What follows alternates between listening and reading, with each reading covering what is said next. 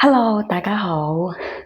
今次咧錄呢條視頻嘅主要原因咧，就係因為我喺度挑戰緊2個月嘅每一日都做運動嘅紀錄。今日咧已經係第5日嚟噶啦，大家都 feel 到我仲喘緊氣嘅。點解咧？因為我啱啱先做完運動啦，咁所以咧仲係出緊汗、流緊汗、濕緊嘅。咁記錄呢條片咧，其實咧點解咧？有好多人咧都會覺得阿 Pat 你咁瘦，你使乜做運動，使乜減肥啊？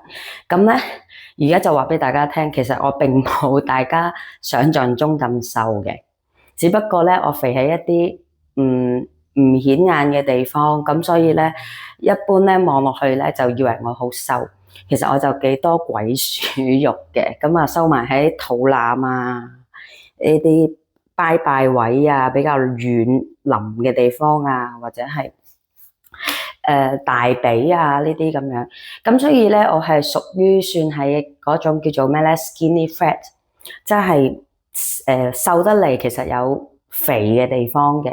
咁我想做呢一個挑戰咧，最主要咧就係想試下喺我咁樣嘅體重同埋喺一般覺得都標準嘅情況之下，其實我係點樣可以喺體脂上面再減多啲，然後可以增加肌肉量嘅。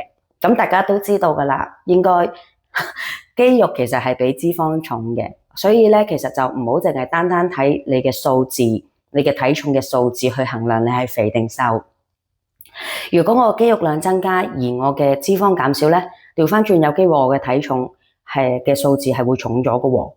咁所以咧，我就想試下挑戰2個月，每日都做運動呢一個效果出嚟係點樣？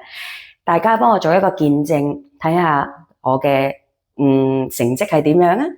咁咧呢一個運動咧，其實唔需要好複雜，亦都唔係話用好多時間嘅。咁 so far 而家我做緊嘅運動咧，就有8種唔同嘅運動為一組，咁8個唔同嘅動作咧，我會做4組嘅。暫時我哋而家一開始啦，同其他朋友我哋喺線上面一齊做咧，有個動力啦。咁 total 咧大概係20分鐘嘅啫。咁 so far 咧，我做咗第5日啦。咁其實咧，由第1日開始咧，係做到我都做得晒啲動作，我都覺得其實唔複雜嘅，啲動作都屬於簡單嘅。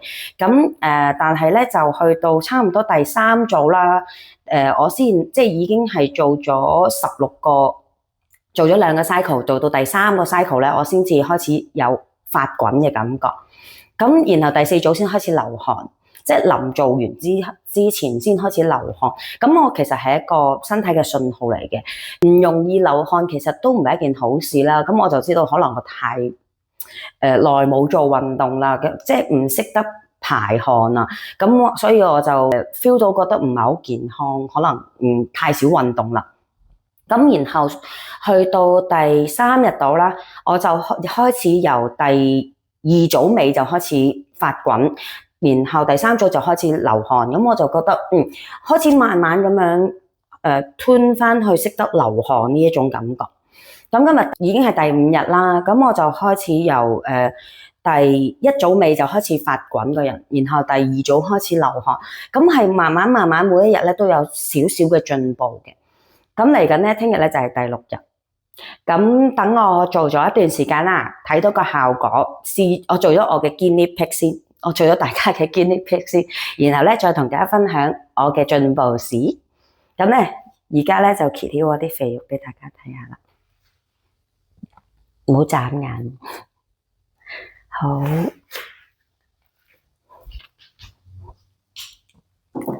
好，咁大家可以睇到咧，其實我並冇想象中咁瘦噶，都幾橫，係啦。肚腩咧都係有啲肥肉啦，係啦，呢啲腍白白嘅肥肉啦，唔多嘅，但係呢啲係一啲唔應該正常有嘅 fat 咯，係啦，係可以消除嘅 fat 嚟嘅。咁我最主要咧，我就睇下我可唔可以練到馬甲線。同埋睇下會唔會可以將呢啲肥肉消退咗。咁手臂其實我不嬲由細至大咧，我都覺得我手臂係偏粗噶，係啦。就算我最瘦嘅時候咧，我都覺得我嘅手臂係偏粗嘅，咁係比較難去消除嘅。我都覺得係有少少軟奶奶呢啲冇乜肌肉量嘅表現嚟嘅。嗱，大家近睇見到嗰個嗰個 BB 腩係啦，係啦，火腩仔啊！咁我想做嘅就係更加健美啦，更加 firm 啦，係啦，或者練到個蜜桃團再 firm 啲就更加好啦。好，邊個話冬天唔可以做運動㗎？係啊，而家好凍㗎，10度到啦。咁但係咧，我而家都係全身都係滾，啱啱做完運動。咁有啲人會覺得啊，冬天好凍啊，點樣可以喐？通常冬天都難喐噶嘛。咁我覺得係一個挑戰嚟嘅，唔係淨係夏天先做運動嘅，冬天都得嘅，係啦。咁就等大家拭目以待，去睇下我嘅進化史啦。多謝晒，我哋再見，再 update 你哋，拜。